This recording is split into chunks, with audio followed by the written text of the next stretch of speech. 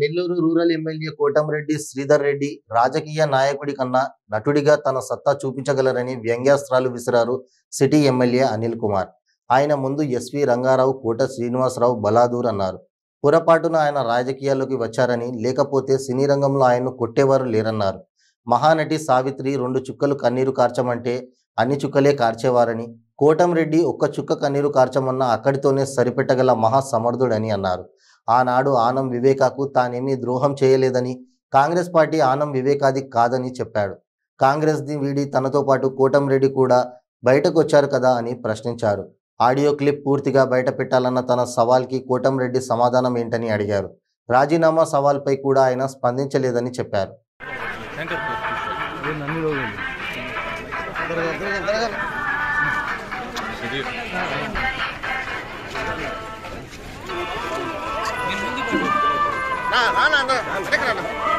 Cell phone ఎత్తుకో ముందుకు పోతా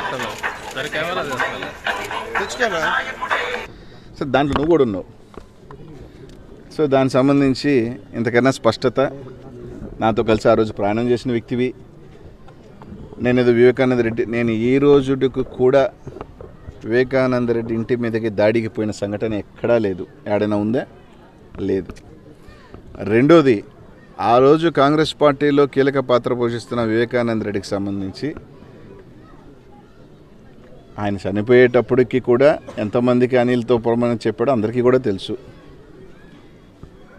నా పక్కనే ఉన్నావు, ఆ రోజు నా పక్కనే ప్రయాణం చేసావు.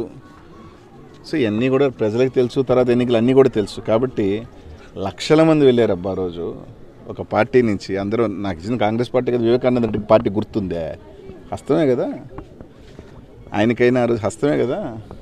కాబట్టి మా వాళ్ళు చెప్తుంటారు అనమాట, శ్రీధర్ అన్న మేము కూడా చెప్పేవాళ్ళం, నువ్వు బై మిస్టేక్ రాజకీయాల్లోకి వచ్చావు, నువ్వు కానీ సినిమాల్లోకి వెళ్ళుంటే ఎస్వి రంగారావు, కోట శ్రీనివాసులు మైమరిపించేవాడివి, వాళ్ళందరికన్నా పెద్ద మహానటుడివి. ఇది నేను చాలాసార్లు కూడా చెప్పా.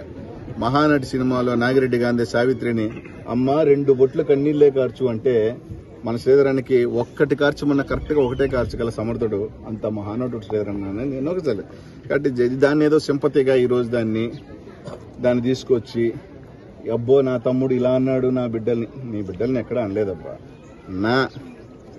నా అంటూ మనం తప్పు చేస్తే నిన్నైనా నన్నైనా మనం కలుపుకొనే చెప్పా. మనం తప్పు చేస్తే వెళ్ళాలనుకుంటే గమ్ముగా వెళ్ళిపోతాం, కానీ నిందలు వేయొద్దు జగన్మోహన్ రెడ్డి గారికి. పెద్దలు చేసిన సామెత ఒకటి ఉంది, దాన్ని అన్నానే తప్ప ఇంకోటి లేదు. కాబట్టి ఒకసారి బాగా చూసుకోమను.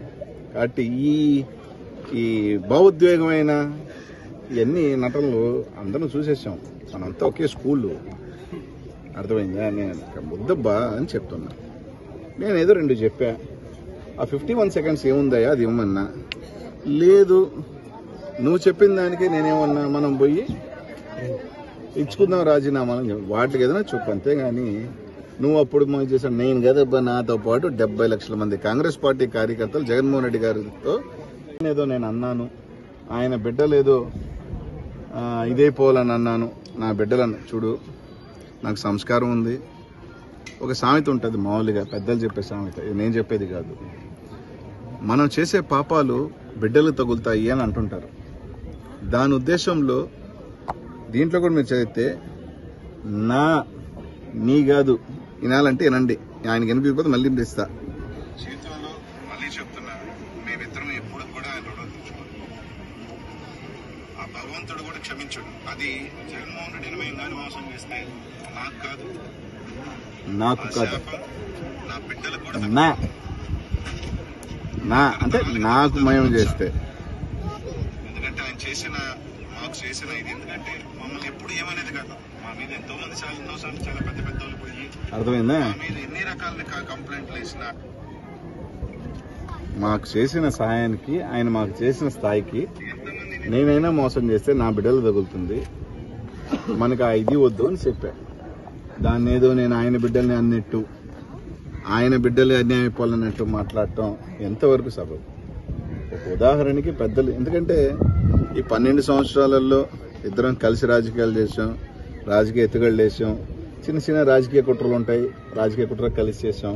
బట్ అవన్నీ కూడా చెప్పుకుంటే కదా ఎవరి బిడ్డల మీద ఎంత ప్రేమ ఉందో ఎవరి బిడ్డలు మాట్లాడేసుకొని నువ్వే ఎంత స్పీడ్ చూసావు కదా. నిన్న ఏబిఎన్ రాధాకృష్ణతో ఆర్కే విత్ ఇది అంటే ఎన్ని నేను చెప్పే కదా, ఇది అంతా రాధాకృష్ణ ప్రీ ప్లాన్ డబ్బా అని. ఆ ప్రీ ప్లాన్ లో నడుస్తున్న భావోద్వేగాలు ఎన్ని. సో తప్పదు, నువ్వు ఆడికి వెళ్ళిపోయావు, మా మీద నిందలేస్తేనే నువ్వు